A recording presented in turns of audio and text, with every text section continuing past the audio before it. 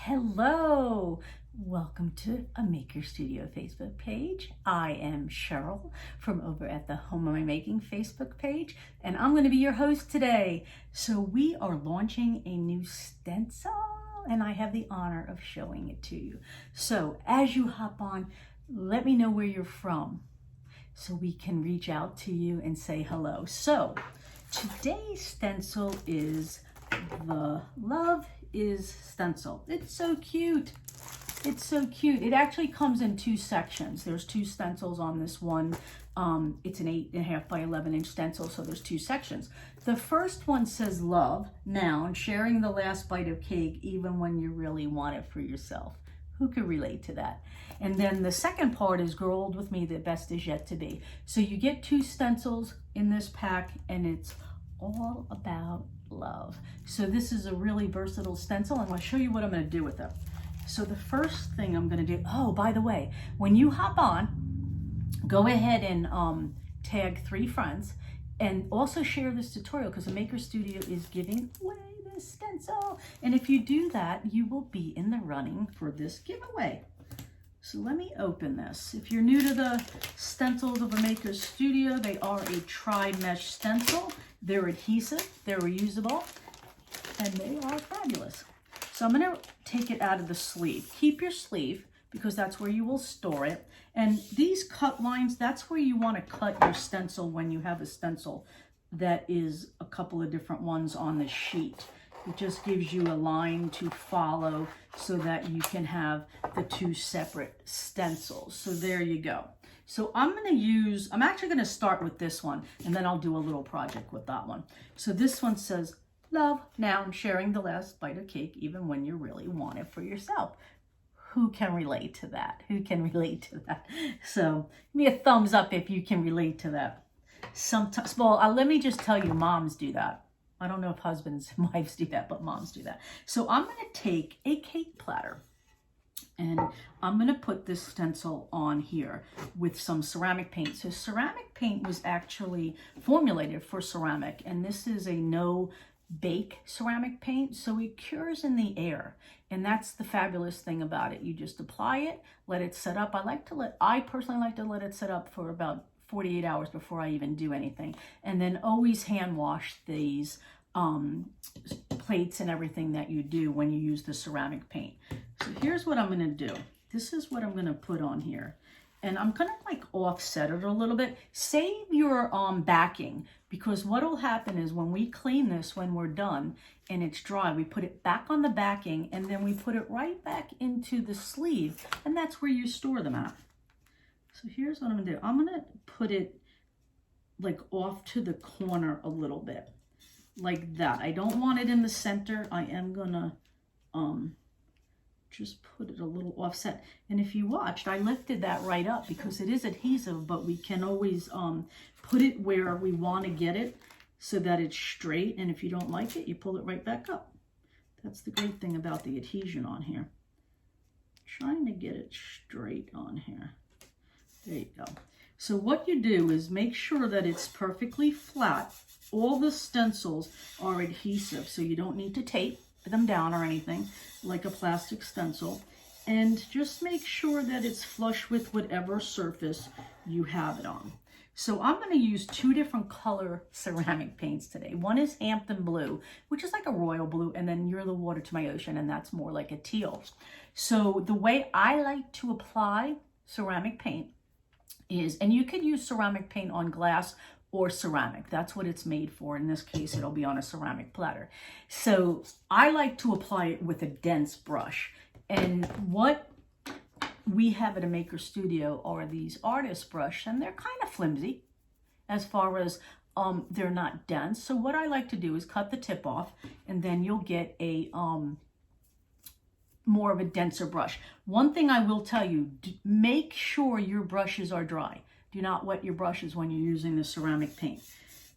You use it with a dry brush, and the process of the application is very simple. So I'll go ahead and show you that in a second. Let me just remind you, if you guys are just joining me, go ahead, tag 3 friends and share this tutorial, and you will be in a giveaway for this particular stencil. So I'm going to use the tealish color called You're the Water to My Ocean. And I'm going to put a little bit on the brush. This is a thicker consistency. It does cure in the air, so it's a different application than a spreader application. And I could see it going through. I don't see any of the white showing from my platter underneath. And if I don't see any of the white showing, I move on to the next section. Because I don't have to keep going over it if I don't see any of the surface showing through. Because once it's through the mesh, it's through the mesh. So I'm going to do the top of it with those words in the color You're the Water to My Ocean. And then the bottom half, I'm going to do the Hampton blue. And the reason why I'm doing that is that's the color of my kitchen. So it's the blue and the teal color. I am going to use a separate brush. And again, it's dried. And I'm going to apply some of the blue to my brush. And I'm going to do the same process. This is such a pretty blue. Again, I'm just looking to see if I got it through the stencil. And how I can notice it is that I don't see any more white coming through the detail, which would be my surface color. And then the first thing I'm going to do with these stencils, because the ceramic paint is more of a denser product, I like to get it right away, either under a faucet, or you would get it under, in my case, in a container of water, so that the product doesn't cure or dry into the stencil. So I'm going to pull this up. This is the best part. Look how sweet that is. Okay, I'm going to move this to the side. And I do have a water bath in here. And one of the things I like to do, because I don't run to a sink because I'm doing this live, I'm just going to put this in the water bath. So what I do suggest with the stencils when you have the ceramic paint on them, because it doesn't come off as like the gel art ink and the chalk art instantaneously when it hits the water, you got to manipulate it just a little bit. Like I'm using my finger and it's coming off. But sometimes what I do is I just grab a sponge and rub it and it'll all come off. But I advise you to do that as soon as you are done applying your stencil to your surface. This is just simple stencil care. And this is what gets us to be able to reuse these stencils over and over again. So that's it as far as the cleaning process. As you could see, it's totally clean. Now, when I say it's totally clean, what I'm looking for is that there's no product left in the mesh where the detail is. Now, sometimes the pigment in the product will stain the outside. That's perfectly fine. That's not what I'm looking for. I just want to make sure everything's removed from the stencil detail where we push the product through. So now what I'm going to do, I'm turn it upside down because this is the sticky side. And I'm just going to let that air dry, just like that. Make sure it's totally dry. Put it back on your backing and then put your backing back into the sleeve. And that's stencil care for our stencils. Very easy. So let me show you what I have here.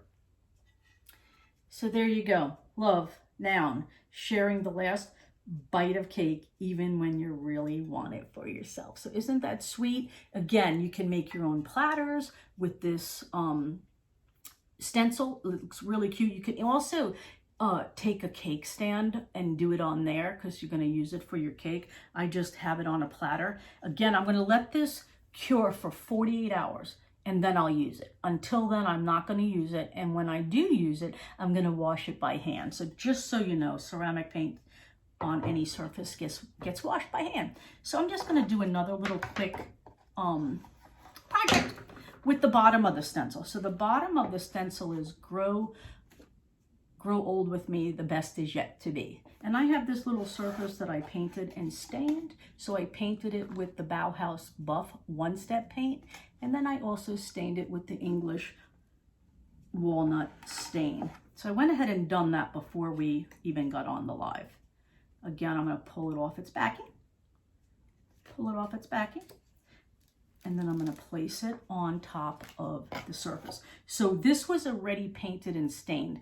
So the process is get this dry before you put your stencil on it, if you are painting it. I am going to put this kind of in the center of the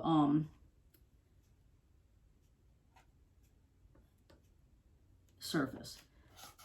Now, some of this line is not going to show on here. I was actually thinking of having it go over the top of it, so I might do that and have it come out over here, but I don't think it would show because of the colors that I'm going to use. I'm sticking with the blue and the teal theme. If I did this in black, I would probably make these little details over here come up over the side, and I would stencil that, but I'm not going to do that because of the colors that I'm using, and it probably wouldn't show that well. So now I'm not even going to use ceramic paint. I'm going to use gel art ink on here because, again, gel art ink's good for wood surfaces as well as our chalk art. So again, press it down, make sure it's flush. I'm going to use, so I like to use, like I said, the brushes for the application of the ceramic paint. But for the application of gel art ink, we have the scraper like this, or a spreader, and then squeegees like this. You could use either one. Sometimes if I do have a spreader, I do like to make it in smaller pieces to have more control. So you could use whichever one. These are our newest, and we have a stylus that also comes with this. It almost looks like a pen, and that's really good for smaller detailed stencils. So here we go. I'm gonna take, this is the ceramic paint, right? I'm gonna put that to the side, and I have almost the same colors, but they're in the gel art ink. So Hey Y'all is a tealy color, and then Hush Your Mouth is the navy. So that's what I'm gonna do on here. And I'm gonna use two different colors. I guess I'll just go ahead and use my spreader. So I'm gonna put some on the spreader. My theory, less is more. I like to always hit it in the gray area first, and then I get it into the stencil. So I'm just gonna do the bottom part where it says, grow old with me. Well, the bottom says, the best is yet to come. That's what I'm gonna do, the teal, and then the top I'll do grow old with me in the navy.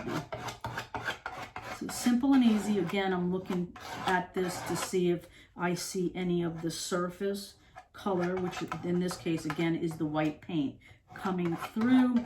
If I see that, I go back and touch it up. If I don't, I leave it alone. And then let me get in this little corner.